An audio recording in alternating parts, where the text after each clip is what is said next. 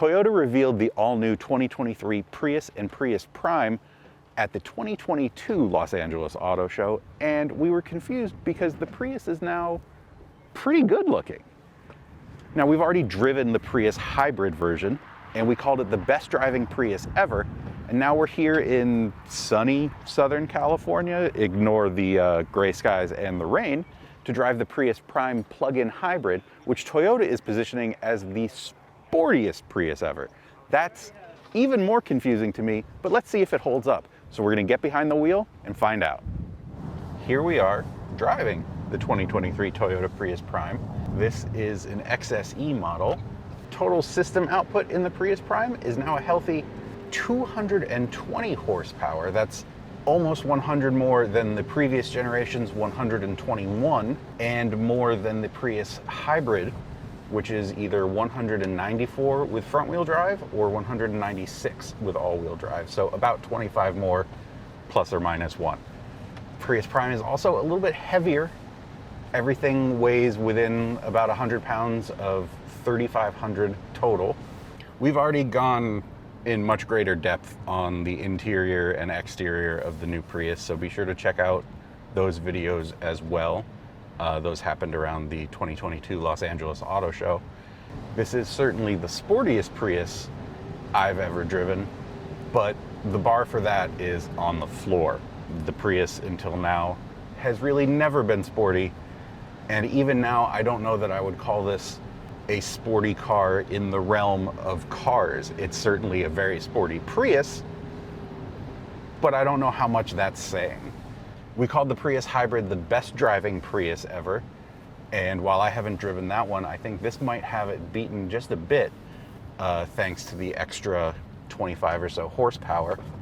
But what's really impressive is how well the driving experience sort of lines up to the looks. This is a very good looking car now, as opposed to the weird monstrosity that was the previous generation.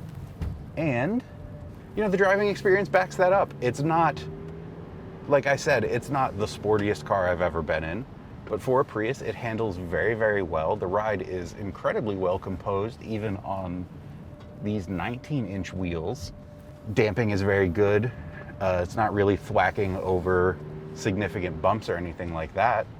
But what's really happening in terms of sportiness, and why I think this is a little let down, is these are 195 section Michelin Primacy tires, and they are just not really up to the task.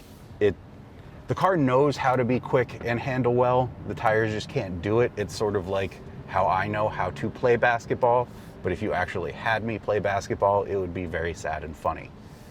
But overall, I'd say the driving experience here is very positive. The extra power, especially over the last generation, is really nice. It's peppy around town.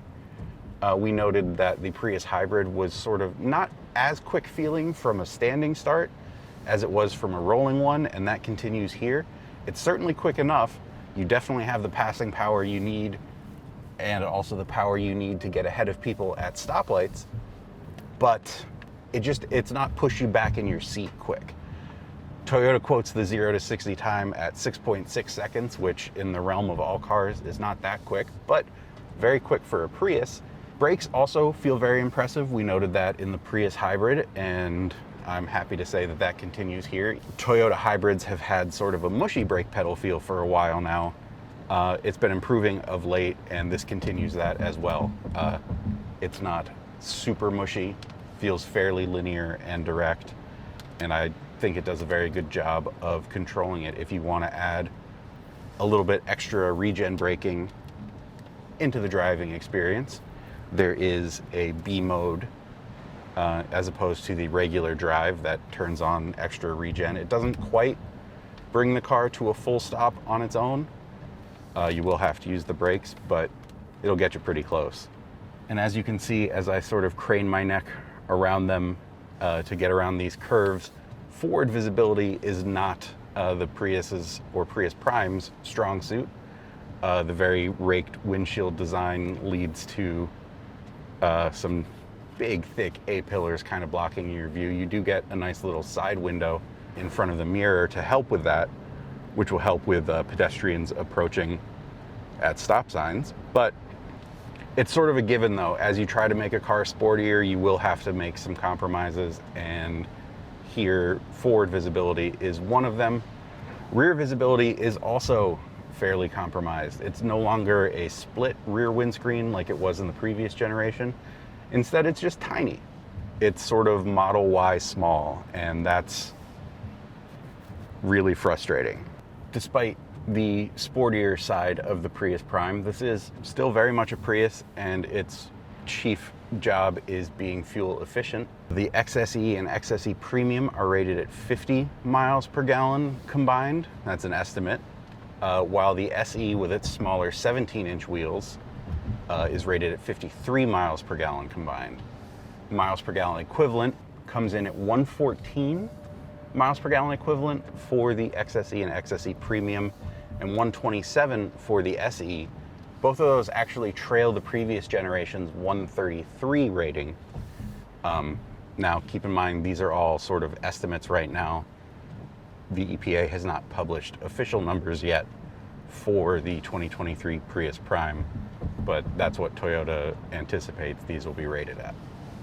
As you can see, it's still raining, so that's definitely hampered some of our ability to get really good sporty driving impressions, but I'm confident that this is the sportiest Prius I've ever driven, and may even be the better driving Prius compared to the hybrid version.